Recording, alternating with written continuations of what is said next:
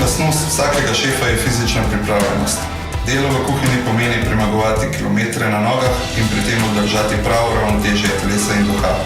Od jutra do večera, vročina, para, ogenj in tvoja vzdržljivost. Jan, kako se boš pa ti pripravil na fizične pritiske?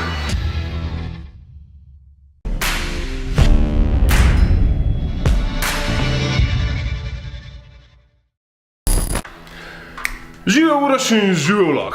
Pred nama je 6. izziv in ful zadovoljen sem, da si mi tokrat naložil, osvajanje ene kuharske tehnike, ki vem, da mi bo v celem življenju ful prav prišla. Hkrati se pa s tabo strinjam, ali pa se moraš celo ti z mano strinjati, da je sedenje novo kajenje in da najna poklicah zahtevata neke fizične kondicije.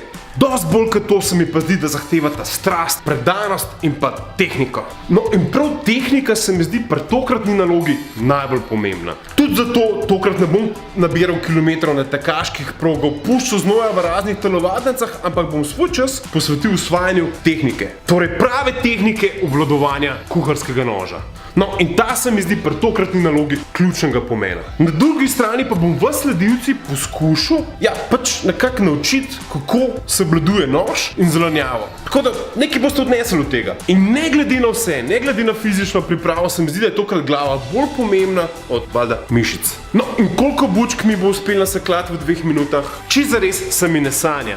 Se pa bojim, da če ne bom obvladal pravilne tehnike, si bom porezal konice prstov in končal precej krvavo ta podvig. Tudi zato mislim, da ni vse v sili, ampak je predvsem v tehniki, tako kot pri večini stvari v lifeu.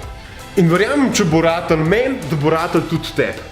Torej spodaj pod komentar napiš število bučk, ki mi jih bo uspel narezati v 2 minutah. In tisti, ki bo zadev ali pa se približal, torej najbolj približal pravilnemu odgovoru, bo žrebi za gurmantično razvajanje za 2 osebi v Vili Podvin. Pri šefu Urošu Štefelinu, ki verjamem, da bučka reže kot za šalo.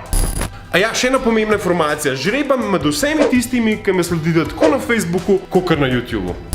Torej, se vidimo naslednji torek, ko bo objavljen ta harakiri, pa da vidimo, kako mi je šlo. Bye!